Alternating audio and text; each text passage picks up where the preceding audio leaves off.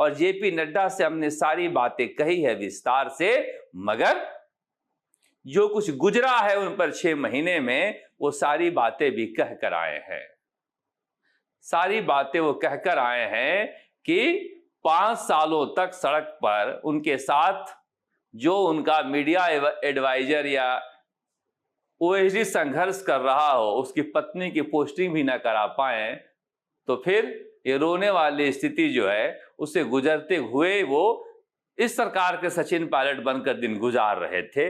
जिस तरह से सचिन पायलट राहुल गांधी के प्रति, सोनिया गांधी के प्रति, कांग्रेस पार्टी के प्रति वफादार रहते हुए नाराज थे और उन्हें सरकार से कोई शिकायत नहीं थी, उसी तरह से बाबा की भी कोई सरकार से शिकायत नहीं है, पार्टी से शिकायत नहीं है। मगर कहां शिकायत है, हम कुछ ना बोले तो भी आप समझ लीजिए वो लंबी फहरिस्त है, इतनी लंबी फहरिस्त है कि आप थक जाइएगा उनके साथ अगर बैठिएगा तो। मगर ये सच है, ये सच है कि दौसा की हार बड़ी हार थी और डॉक्टर किरोड़ीलाल मीणा के यहां, उनके भतीजे के यहां मिली हार थी और जिससे वो द्रवित थे।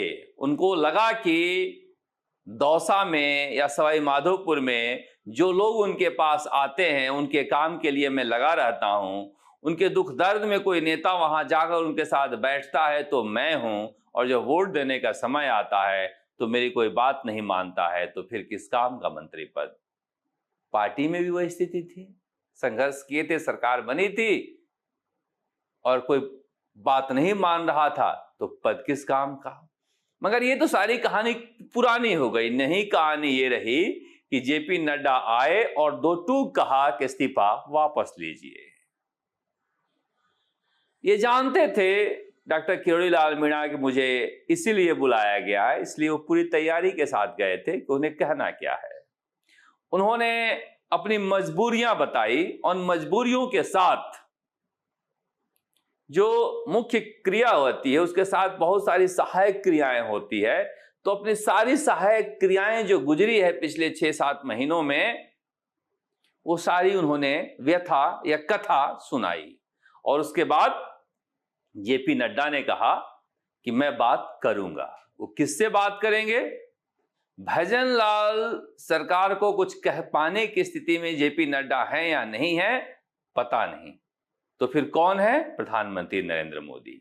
तो शायद प्रधानमंत्री नरेंद्र मोदी के सामने सारी बातें रखी जाएगी और वो फैसला करेंगे और वो फैसला वो सुना देंगे कि डॉक्टर किरोड़ीलाल मीणा को पद पर बने रहना है और उनके सम्मान का ख्याल रखा जाएगा, तो फिर वो वापस पद पर आ सकते हैं, क्योंकि इसके अलावा कोई विकल्प है नहीं उनके पास अगर पार्टी में रहना है तो। जेपी नड्डा ने 2 टूक कह दिया कि इस्तीफा तो वापस लेना ही पड़ेगा, आपकी जो भी समस्याएं हैं, शंकाएं हैं, उसका समाधान हम करेंगे, मगर यह पार्टी का निर्णय है कि आप इस्तीफा नहीं देंगे। अगर पार्टी का निर्णय डॉक्टर किरोड़ीलाल मीणा नहीं मानते हैं तो फिर बाहर जाना पड़ेगा। बीजेपी में रहना है तो मोदी मोदी कहना है। वसुंधरा राजे को नहीं देख रहे हैं? कहते कहते पता नहीं गुजरते जा रहा है वक्त कि we will fight back, let's wait. समय है कि आ ही नहीं रहा है और समय कब आकर गुजर जाता है पता ही नहीं चलता है।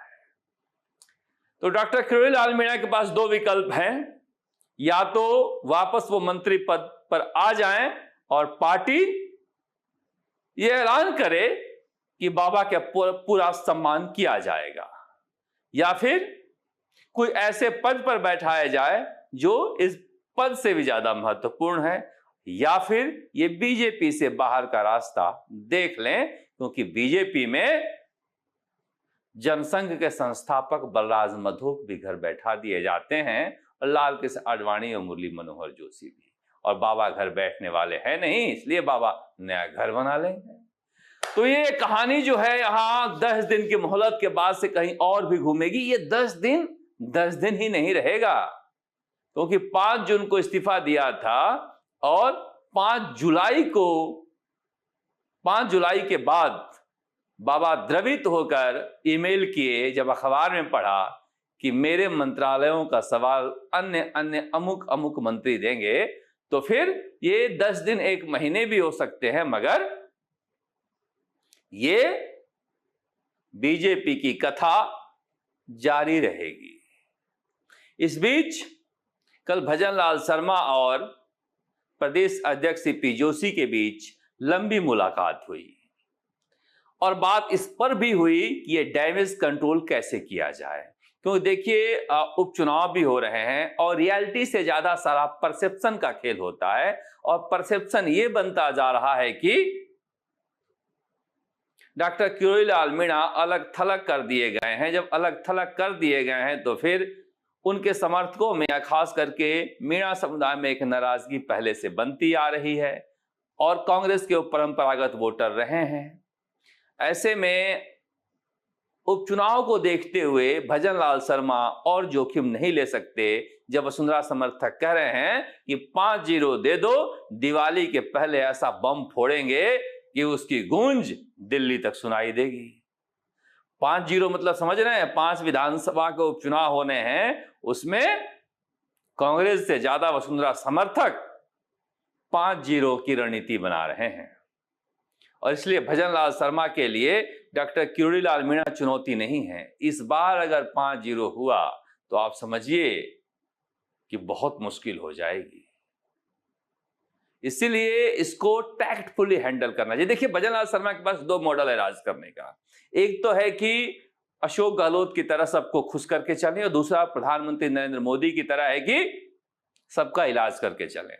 ये बीच का कोई मॉडल खोज रहे हैं या फिर कंफ्यूज हैं, ऐसे सरकार चलेगा नहीं। कि आप कांग्रेस के प्रदेश अध्यक्ष गोविंद सिंह डोटासरा को बंगला भी दीजिए, उसके साजो सामान पर खर्चा भी कीजिए और फिर दिन भर पर्ची सरकार भी कहलाइए।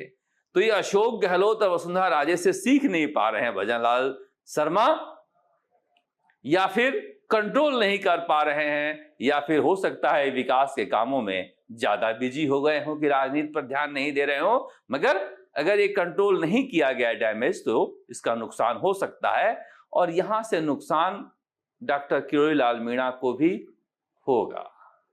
देखिए वापस मंत्री बनेंगे और अधिक पावरफुल मंत्री बनेंगे तो भी जनता कहेगी कि देखो बाबा यही चाहते थे।